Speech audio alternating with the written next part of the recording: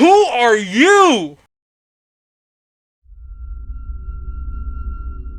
What is up, ladies and gentlemen? I'm the Corrupted Judge, and welcome back to Helltaker the Second Circle. This game seems to be everybody's favorite on this channel somehow. I don't know why, I don't know how. But I ain't gonna judge y'all, because it's one of my favorite games too. Okay. So where we last left off, guys, we finished doing the Modi estate, and we got a little bit more insight in regards to the weird lore that goes on in this game, finding out that Modius is actually the embodiment of the sin of lust. So we got Beal, which is envy. We have Modius, who is lust. We also have Lucy, who odds are has to represent something, which means we still have another 4 remaining. The question is, who are they, and which ones do they represent? Maybe we'll find out in the Cerberus date, because in the first date we did with Cerberus, we ended up encountering this weird cloaked person who tried to steal our wallet. That's not going to happen again. With that said, let's figure this out. Before you returned from hell, you had never stopped to consider the ebb and flow of simple bathroom economics. What? While dividing one space between 10 people may only mildly inconvene the best of times, early mornings have a habit of spawning an impromptu conga line of individuals dead set on a nice warm shower. Standing in line for the upteenth time, you idly consider the potential legally. I'm sorry if you guys hear squeaking and crunching. I think I got people walking around upstairs, so you're probably gonna hear that throughout the video. I'm sorry about that. Of using outside hosts to clean yourself off. I mean, I don't think that's illegal to do, at least not here in Canada. Heck, throw yourself on some swim shorts and go at it. Wait, I count 2. What do you think she's up to? No good, I bet. That's why we should strike while we have the element of surprise. We don't care what Lucy says. Oh no, something's not right, and one of you is missing. I'm scared. Something's off about this scenario, but you can't quite put your finger on it. One of them is missing, and I think it's the one that's normally in the middle, which for some reason some people claim is the hotter one, even though they're all the same. Ignoring it for the moment, you interject. Cerberus, you aren't by chance planning to take out the garbage collector, are you? Oh no. Which is funny enough, because I'm supposed to take out the trash later today.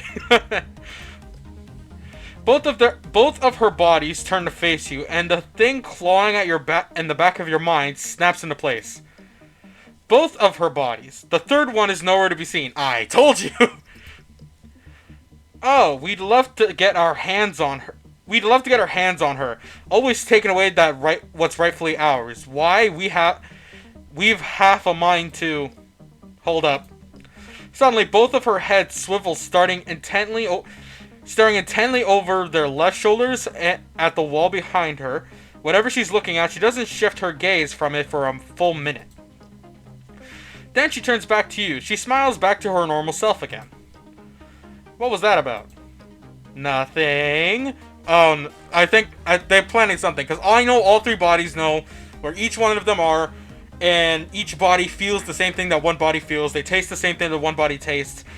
I know that is canon in the original game, because Daddy Van Ripper Senpai, Senpai Sensei, whatever you want, I don't know, made a comic in regards to it that they can all taste the same thing, which means they can also feel the exact same thing as well. Don't worry about it, we've got everything under control. Cerberus trots past you, heading back to her room. I wonder what that was about. Question mark. She's been acting out of sorts for a while now. Hey, Melina, what's good? Don't worry, your date's coming up in the next episode. You turn to see Melina, bleary-eyed and looking like she's not quite finished with her early morning hangover, emerge from the bathroom. What's in it with a woman in this kind of outfit? I can also tell she's not wearing a bra. I wonder why.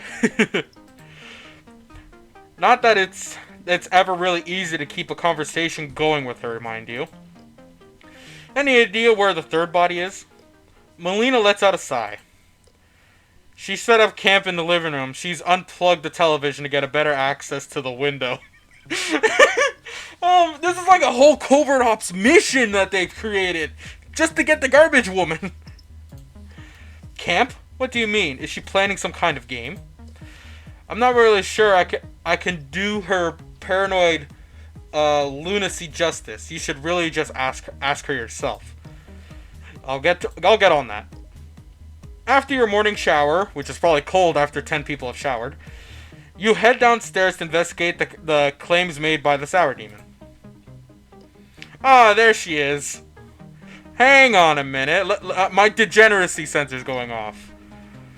I wonder what it is that I'm so invested on this specific sprite. Anyways, sitting in a collapsible chair, Cerberus' third body is glued to the living room window, scanning the neighborhood with a pair of binoculars. She doesn't react as you enter the room, maintaining focused. Yeah, okay, so it's not just me. A lot of the spelling in this game is a little bit off. So it's not just my horrible reading. I've just figured that out now. Remaining focused. Or no, I don't know. Remaining focused on her observation with steadfast determination. Determination. Never in my life did I think I'd have to do that again. Melina says you've been down here for a while. What are you doing? Keeping watch. What for? Oh, is that why when they reacted when they looked one way for a solid minute? Did the third one think that they showed up? Cerberus scowls as though the answer to your question should be self-equivalent. Trouble. Synchronized footsteps behind her heralds the arrival of Cerberus' other bodies, accompanied by Melina. What's Melina doing here? Jigs up, Cerberus. I want my television back. Go ahead and tell Taker about this crazy theory of yours. Oh, now all of them are here. And Melina. Nope, I'm not going that far in degeneracy today. The body by the window stands and is quickly joined by her other bodies, presenting in a united front. We're pretty sure that we're being spied on. Does this have anything to do with the weird lady that we saw in the last date? We've been picking up on a particular scent around the borders of the house. It wasn't there last week. And if we aren't mistaken, oh, it's that punk mugger from the park. Oh, I love this kind of thing. I love these kind of stories. Also, I love how the sprite, Cerberus' sprites have been so redrawn. Dana O'Hara has outdone herself again. My only complaint, her weird cowlick thing is a little too long, but that's just me. You mean the one you chased off? Why would she return? Oh yeah, it's a woman. I originally thought that was Beale getting out of the void, but Lorenzo pretty much put that theory to rest because we've been on dates with Beale and she's still in the void and wants to get out. So this has to be someone else who was in the void. But the question is who and how did they get out? And can I find out so I can tell Beale so she can get out? Because she's definitely plotting revenge against us for whooping her butt in the park. It's only a matter of time before she strikes. We can't let her forward her schemes. How do you know? Have you ever met her before? Well, no, but you clearly knew who she was. Obviously, you even had that scent. But there's something about them that just rubs us the wrong way. We can't really explain it, but we just know she's up to no good. So we're keeping watch for any sign of her. So they're not looking for the garbage man, which is good. And we're gonna teach her a lesson if we see her again. This rambunctious paranoia is certainly out of sorts for Cerberus, but at the same time I understand where they're coming from. You look over to Melina, who corkscrews her finger behind her head, unverbally cluing you in on her own personal opinion of Cerberus' mental state. Okay, yeah, she's... Just in case you guys don't know what it means. Well, there's only one thing for it then. Let's go find her. Her face! This face! We've seen this face before in her day, but at the same time, I can't help but laugh. Oh my god. What? Oh, Cerberus 2. What? If it's causing you so much worry, why don't we just go and address the source of the problem? Now she just looks drunk. Blech. Count me out of this adventure. Urban exploration doesn't really fit my aesthetic. Yeah, that's true. Being a somehow hot gamer demon girl is more your aesthetic. Besides, if I wanted to get shanked, I'd do it in the comfort of my own house. Thank you very much, Zadrata. As you put on your shoes, Melina pulls you aside. What's going on? You can't be serious about doing this. And why not? If it snaps Cerberus back to normal, what could be the harm of indulging her a little? Cerberus she's not the same as the rest of us. More lore? She can get focused, scary even, when she's on the warpath. Well, as far as I know, in like history and all that, Cerberus is meant to like guard the gates in a sense. But for this game and the previous one, she wasn't necessarily guarding the gates. It was more Judgment who was doing that. But yeah, I understand why she's so protective. Just don't get in between her and whomever she's hunting. If it comes to blows, she'll literally go right through you to get her query. I'll keep that in mind. But hopefully we can resolve this peacefully. There ain't no such thing as peace in this game, mate. Hey! I like this beat. I really like it. I need to know what song this is. Lorenzo, I know you watch my videos sometimes. If you know the name of this song, let me know. I want this as my ringtone. Waving goodbye to Melina, you and Cerberus take to the streets. It isn't long before one of her bodies picks up the scent of the voyeur, and she gradually leads you further and further away from home. I just love the music. The nose of Cerberus leads you through decrepit buildings, abandoned parking garages, and thrift stores packed with unwanted detrients and generations. I don't know. Eventually, Cerberus halts outside a rundown nightclub, its walls plastered with faded posters advertising indie bands long since lost to the sands of time. I can't get past the music. I really like the music. Oh man, Team 133 really knows how to get me going. Sniffing the air, she leads you down a tight side street and into a sparsely plotted plaza. Oh, she's at it again. The trail gets confusing here. You can't make out the scent clearly past here. Too many people. She wrinkles her nose.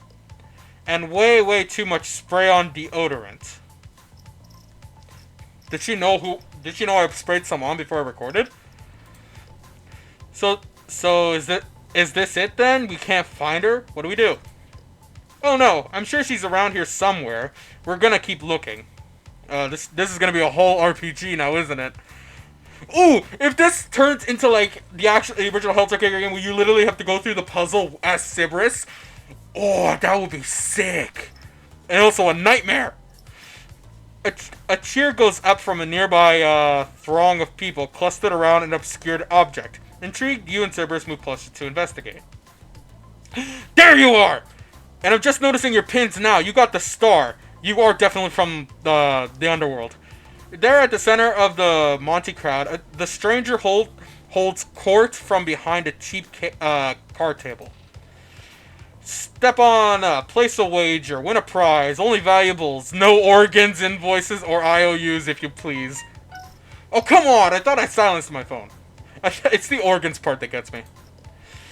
A ruddily faced tourist slaps a handful of crumpled bills on the table, a gesture recuperated by the stranger, who adds her own considerably large stack of cash to the pot. Now, the rules are simple. It's so easy. If a child can win, it's so easy a child can win. Just keep your eye on this here bead.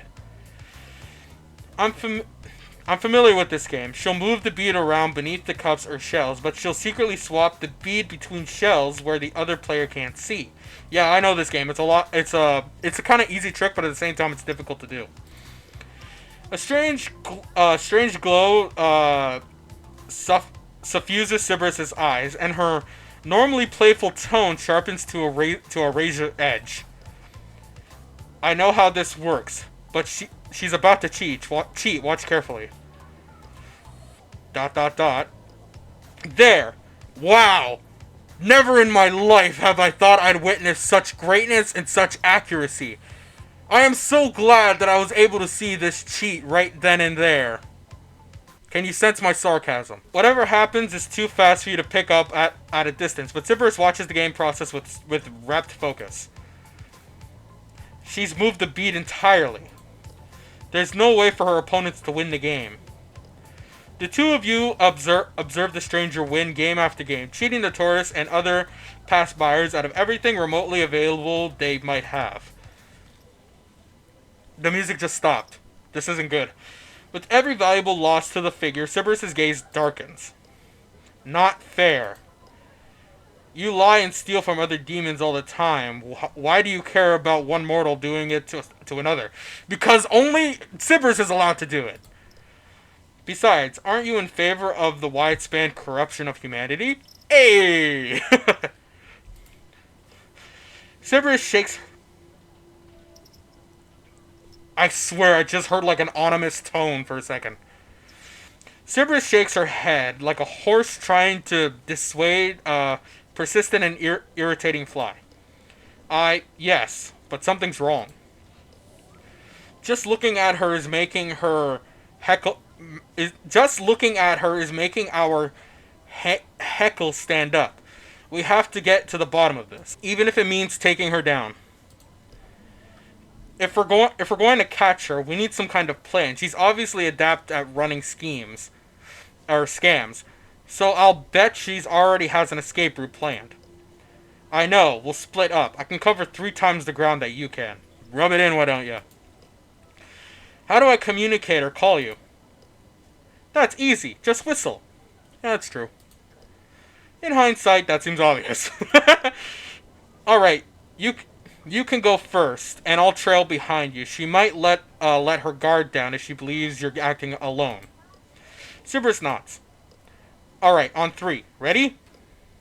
At your signal, the hounds of hell charged forward, streaking towards the stranger like many bolts of lightning. Oh, this just got really good! That's gonna get me every time!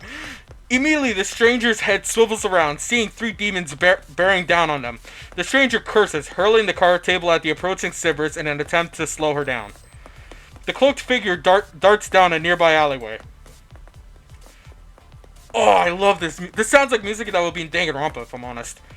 Thinking quickly, you dash into the alleyway parallel to the stranger. Utilizing your lengthy stride, you make it to the street in no time. You turn left and sprint and sprint the last block, placing yourself at the exit of the alleyway the stranger escaped through. Arms wide, you brace for impact. But no one's there. As you look around in confusion, you notice a single dark aperture in the gimme wall. A scuffling sound hurdles the arrival of Cerberus, one of her bodies sprinting towards you from far end of the alley. We lost her. Did you see where she went? I have my suspicions. You point to the dark hole in the wall from the looks of it. From the looks of it, it's an entryway into the condemned building taking up a large portion of the block. I'll go in after her. You keep a perimeter in case she tries to run again. Alright, be careful. Ooh, this is about to get interesting. The interior of the building is dank and musty. From what little you can make out in the gloom, it's most likely a warehouse at some point in the distant past. You move slightly through the rundown building, eyes peeled for any sign of the black cloak, a largely futile effort against darkness. Yeah, I was gonna say, there's no way you're gonna find a dark cloak in this place. The only source of light throughout the building comes from the boarded-up windows. They're barricades meant to keep out people, not motes of light. Aunt care if you... I need... Wait.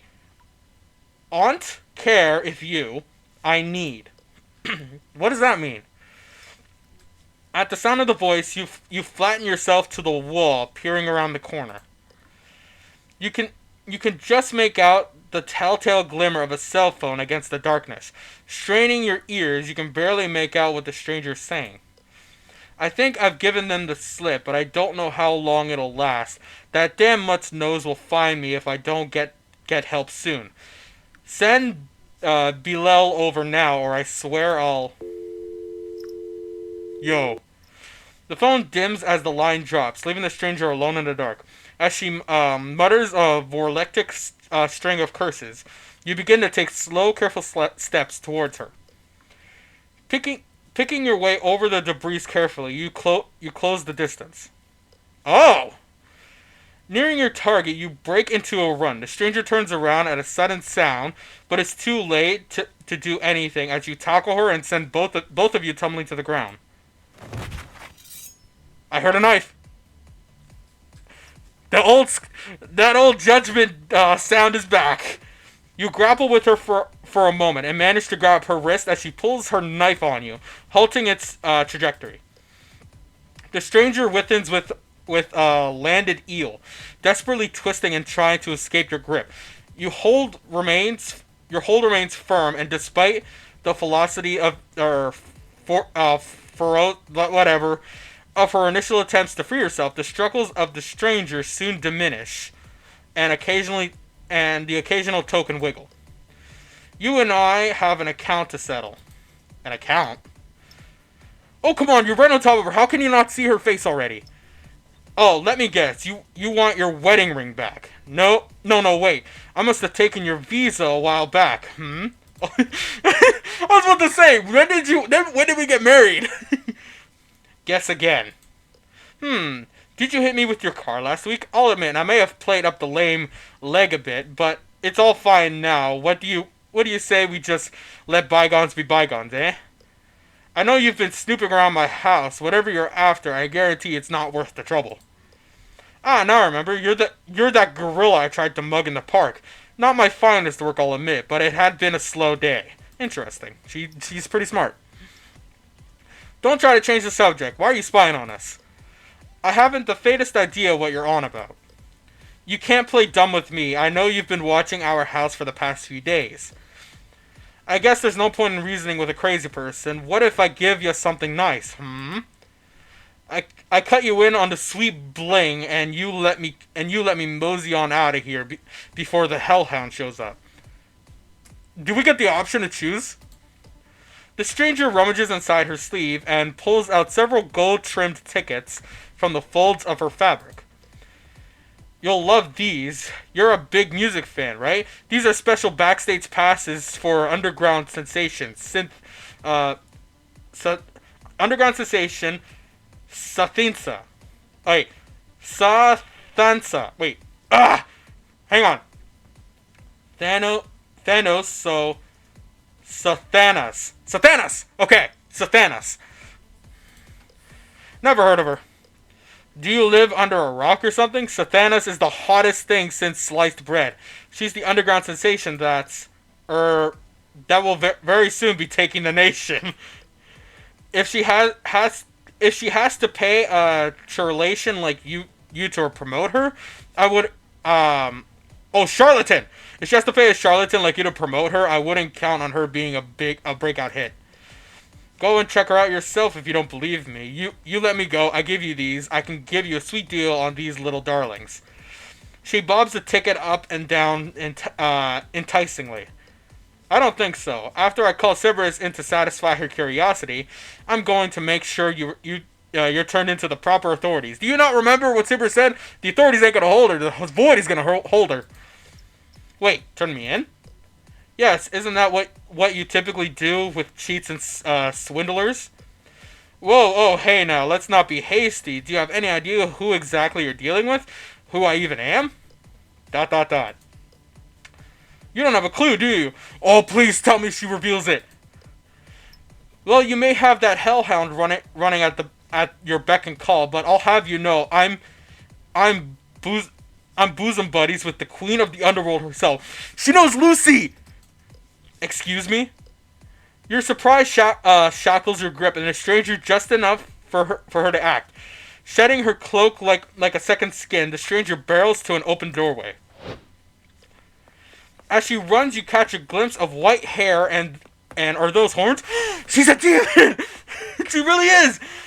Thinking fast, you stick your fingers in your mouth and whistle in a sharp slur blast. The stranger makes it about 5 feet from the doorway into the alley beyond before Cerberus rams into her like some sort of uh, intercontinental scam-seeking missile. The force of the charge sends the two white-haired figures tumbling in the shadows of the alleyway. Cerberus' other two bodies round the corner of the alley, closing the distance. Who are you? Hold up, now let's take a look at this. And I see that poster in the background. There's somebody else in there. Let's see what we... Oh my... What the heck? Why do those horns look like ears, though? So there are other demons here. Holy shit. This game just got a whole lot better. Between the three of you, Cerberus quickly pins the stranger to the stranger to the alley wall, one body restraining each of the stranger's arms. Wait, Cerberus, she's a demon as well. Cerberus's lips curl back from her pointed teeth as she growls out of retort. Obviously, Cerberus turns her attention back to the restrained stranger. You've got a lot of nerve showing your face in this town again after I sent you packing last time. Wait, so Cerberus took this one down? Before? It's in my nature. I am, like you, a creature of habit. You don't know anything about us. More than perhaps you'd like, Mutt. Tell me, does your mistress let you sit at the table with the real demons yet? Or do you have to resort to begging for scraps from the elders and from your elders and betters? Oh my god, She-Hulk does not hold back. I'm slowly starting to like this one. What's wrong with me? Cerberus' knuckles go white, but her voices remain eerily calm as she looms over the stranger. You know, I don't even know what happens to you if you die in this world. But what do you say? We find out together. Okay, so demons are able to die in the mortal world, like in the overworld. So they can't die in hell, but they can die in the overworld. That's interesting. Cerberus, that's enough. We still don't know. In unison, all three heads snap around you, playfully fire kindling in their eyes. I can just imagine that. Back off, mortal. We're not having you infringing upon my duty. Teeth bared, the body not currently holding the stranger leans down towards her exposed throat. The stranger renews her attempts to escape, her low voice raising an octave as she protests. Whoa-ho, let's not be hasty with the whole executing the subject shtick. Take a good whiff, Mutt. Am I really the person you want to be killing? Aw, the picture's gone. Cerberus suddenly halts her descent and gives the stranger an experimental sniff. It's wrong. Wrong? What's wrong? All three of the Cerberus' bodies deep their heads intently sniffing the stranger pinned beneath them. Confused, Cerberus looks back at you. Her scent. It's not right. She's not the scent you picked up outside the house? Not quite. There's some familiar notes, but it's definitely not her. She has sprites and animation! Hold up. Can I close this? Bruh, you can tell she's kind of got class. Oh, and she wears a lot of rings. Dang it, I'm not wearing my rings. Oh my god, I like this one. Ha. Like I'd jeopardize my safety by messing around with you lunatics. You actually think I'd go anywhere near your house after last time? The three of you ain't got enough common sense to fill an egg cup. You're talking a lot of trash for someone who doesn't want their throats torn out. I like this demon. But it's clear that her horns are like just above her ears, even though they look like secondary ears. Who's in danger of having her throat torn out? In case you missed the memo, King Kong, I ain't the undesirable your canine unit is after. You know what that means? It means that I haven't been broken our little agreement, and your attack dogs don't have license to harm me. Cerberus' eyes widen, and she slowly begins to shift her weight off the stranger. What is this? Something's moving us. What did you do to us?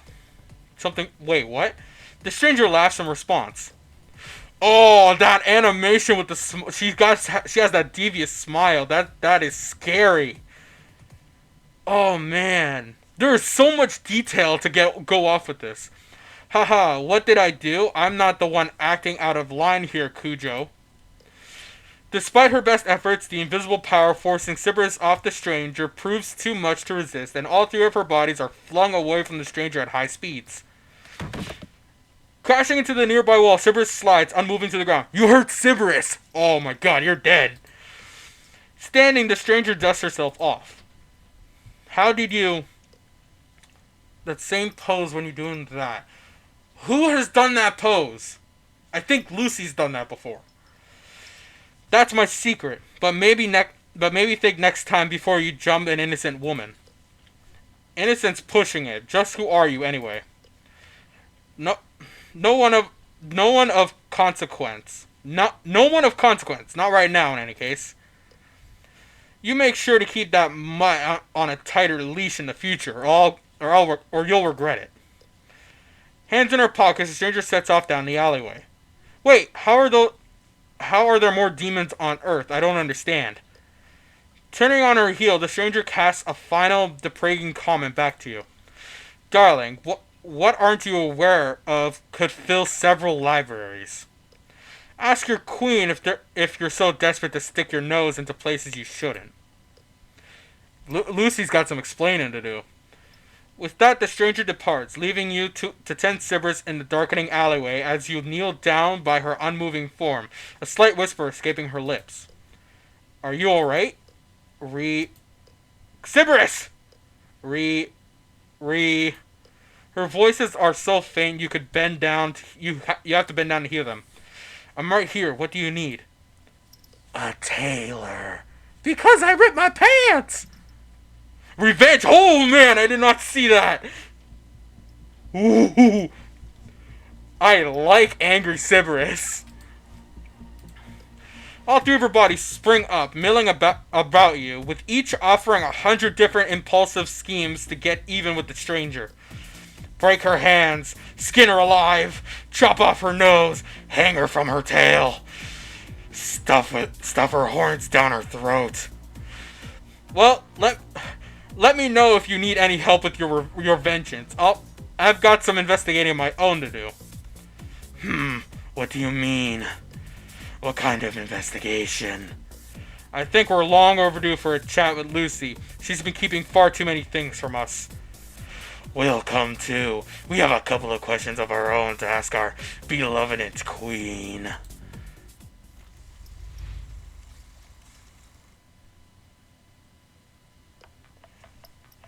You guys can't tell, but I am fangirling on the inside. That has got to be the most informative and probably one of the better, more plot twist dates that I've ever had to deal with. Like, oh my god, that's like one of the longest dates I've done, but at the same time, it's one of the best. Oh man. Lucy has so much explaining to do right now. This game is completely reignited my Helltaker love. Not that it ever was extinguished in the first place. Guys, I want to talk about this, but you guys know I'm probably going to talk about this when I do a second date review, and we're not going to be able to do that until we finish up.